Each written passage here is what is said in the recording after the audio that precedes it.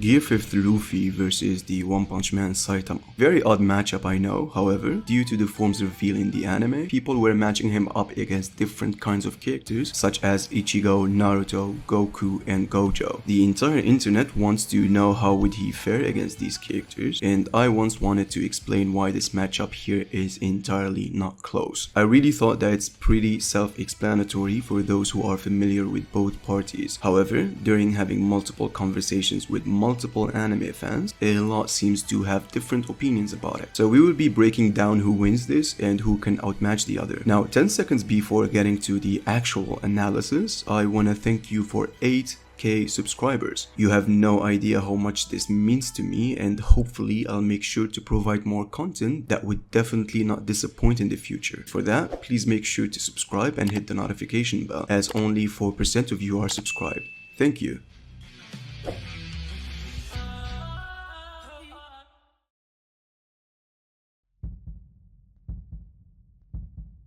Now, it's pretty safe to assume that everyone knows who Luffy is, a character we've been familiar with for years that even non-One Piece readers knows about. However, many seems to differ in the scaling of this verse regardless of what category is being discussed. For example, there is a huge debate whether are the characters from One Piece scales to light speed level or not. Same thing goes for AP levels, as many in the community thinks that Luffy, alongside the other top tier characters, are capable of destroying the planet. This problem results in obviously having different interpretations of certain feats and statements, and I'll try to go over them as quickly as possible. Now, the general idea of Luffy being planetary comes from Whitebeard being stated to have the power to destroy the world, and since Luffy now scales to him and arguably could be above him, you can conclude that he would also be planetary. To be called a planet buster, you'd need to have an attack that is strong enough to blow up the planet, and for Whitebeard, his fruit is capable of generating tidal waves, vibrations, and creating distortions that would alter the balance of islands and seas. This would result into destroying the planet eventually. Most people think of someone blowing up the planet, they usually assume they can do it in a single blow, not a prolonged period of time. Now, any character who scales to Whitebeard does not mean they would hold the same levels of AP. Him being capable of destroying the world is all due to his Devil Fruit ability. Characters could hold superior attack potencies but still be on par and on the same level as others who are inferior in that particular category. Now, to be fair, you'd also find calcs and multiple feats that would purely put Luffy in the small planetary range. Same goes with finding anti-feats that suggests otherwise. But for the benefit of the doubt and for this matchup, we'd be scaling Luffy to be planetary, even when I find it hard to believe for this verse to have been reached this point by only using attack potency and not actual hacks. Now, as for speed, One Piece is widely inconsistent, and faster than light feats are all over the place. You see characters like pre-time skip Zoro managing to dodge Kuma's beams that are recreated from Kizaru's attack stated in the Databook to be as fast as light. Post-time skip Luffy dodged the same attack from a pacifista and called them slow. This should put Luffy in the massively faster than light range due to the power-ups he had up until Gear 5th. Now, what people fails to understand mostly is the distinction between travel speed, combat speed, and reaction speed. When I say faster than light, it should be noted that even a character like Kizaru was not shown to be capable of traveling at that speed and used ships multiple times to travel from a point to another. We are more so talking about how fast one fights and how fast one reacts. It should also be noted that there are multiple people in the community who doubts characters can move and operate at that speed. So whether you believe it or not, we will be scaling Luffy to that level concerning this matchup. Now, Gear 5 is a state of which Luffy awakened his Devil Fruit and became the Sun God Nika. This allows him to turn anything he touches into rubber and manipulate it as he sees fit. The Databook clearly states that Luffy in this gear has the ability to turn imagination into reality, grants him, as people likes to say, Toon Force. All of this with him having access to all types of haki. Observation haki that allows him to fairly predict attacks and see seconds ahead into the future. Armament haki that grants him him an invisible piece of armor around himself, as well as being capable of bypassing one's durability by hitting them from the inside. And last but not least, Conqueror's Haki. This type of Haki grants the user the ability to dominate the wills of others, and can land blows without even touching his opponent. We won't be mentioning his other gears, as for this fight he would have to fight using his full power, which is gear 5th.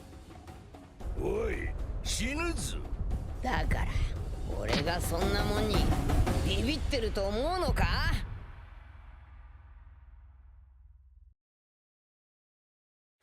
Now, Saitama is the strongest character in One Punch Man. He is so strong he can basically one-shot every single character in his verse. The word broken can simply begin to describe how ridiculous he is. Even prior to removing his limiter, Saitama was already above characters like Tatsumaki, who is at least multi-continental, also being capable of moving faster than light in such an early stage. Saitama, after removing his limiter, massively scales above characters like Boros, who can generate enough force to blow up the planet. Boros stated that Saitama has no limit to his energy and wasn't even trying against him the whole fight. Now, the best scaling for Saitama comes from his fight against Cosmic Fear Garu, in which they both demonstrated the power to create a hole in the universe. That was possible due to generating enough explosive to destroy countless stars, solar systems, and potentially galaxies. This clearly puts Saitama somewhere between multi-solar system level to multi-galaxy level. Saitama can also withstand nuclear punches, alongside with gamma ray burst that is described as the most powerful natural force ever observed in the universe, with sustaining no damage and being completely unaffected. Now, Saitama's speed obviously scales to massively faster than light plus levels, creating light geometrics in literally the vacuum of space, and was fast enough to completely blast Cosmic Fear Garu from a half solar system away by farting. Saitama also is immune to extreme levels of heat, cold, poisoning, cosmic and nuclear radiation, lack of air, and other substances, and can grow limitlessly, depends on which opponent he faces. He is the definition of invincible in his verse. But can he defeat Luffy?